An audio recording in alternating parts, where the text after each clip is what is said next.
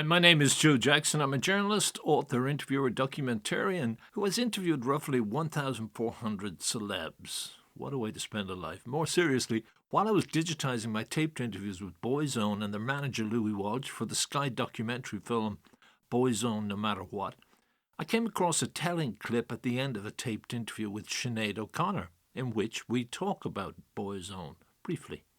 This was back in 2001, and Sinead was responding specifically to an interview I'd done with Keith Duffy, in which he, to use a cliche, bared his soul in terms of how his heart and spirit were broken after Boyzone broke up, specifically by Louis Walsh and Ronan Keating.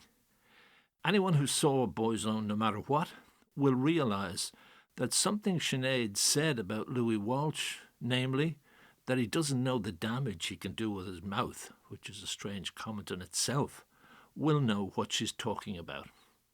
This podcast is part of what I call the Joe Jackson Interviews podcast singles collection because it runs for roughly 3 minutes, the same length as a Sinead O'Connor single.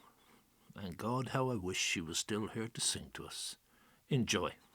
You know, there is that question of is it wise to be so open in a newspaper? Yeah. But I think it ultimately is. I guess because you got to show the heart, isn't it? Well, there were no negative repercussions for him. Yeah, that's all I was worried about, was that Ronan would be pissed at him, you know. Yeah, that was the only kind of thing, because I just think once you bring an argument into the public arena, the chances of making it up become longer, you know, like you've got to wait that much longer then. Well, Ronan was never going to do it because he preempted the whole thing last Saturday night at a gay club in London by saying there are no chances they'll ever get back together. Is that because he knew about the interview? He knew it was coming out Sunday. See, that's what I thought, is that then he would react volatilely and just say, well, fuck you, why should I? No, see, I knew long before this he'd made that decision. Right. So the lads, and I think it's good, I said to Keith, now it's time to close the door and move on, do something else. Yeah. So he's feeling great. He called me 2 days later and he said he feels like it was, he used the same word, it was therapy. He got rid of a lot of stuff and he said, I feel fantastic. And he said, there's so many people coming over to me and saying, good on you.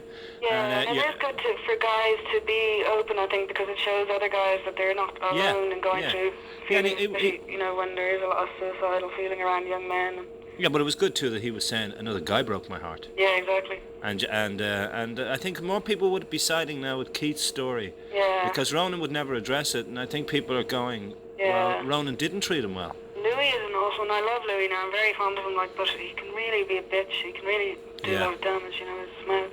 Yeah, I know he can. Oh, I know he can. You know, like, he should know nothing. Some people just can't handle being told they're fucking nothing, you know.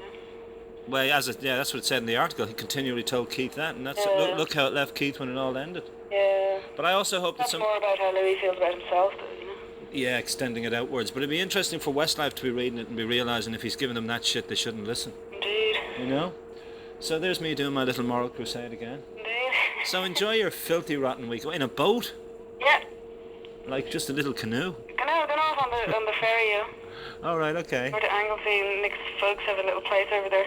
Oh, that's nice. Not in Anglesey, but in some little village, so...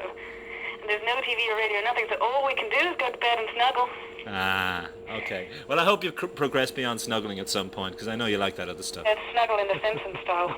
Oh, say, okay. You and Homer and Marge snuggle. All right. Well, be good or bad. I will. All right. So Can I give you a shout next week, yeah? Okay, talk to you then. So we go for a cup of coffee or something? That'd be great. Bye. Talk to you later. Bye. Hi, Joe Jackson here again. I thank you for listening to this edition of the Joe Jackson Interviews podcast.